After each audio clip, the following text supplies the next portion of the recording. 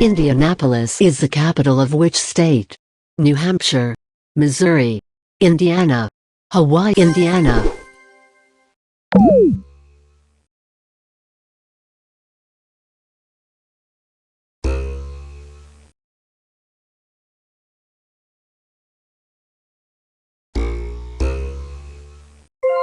Which state shares a border with Mexico?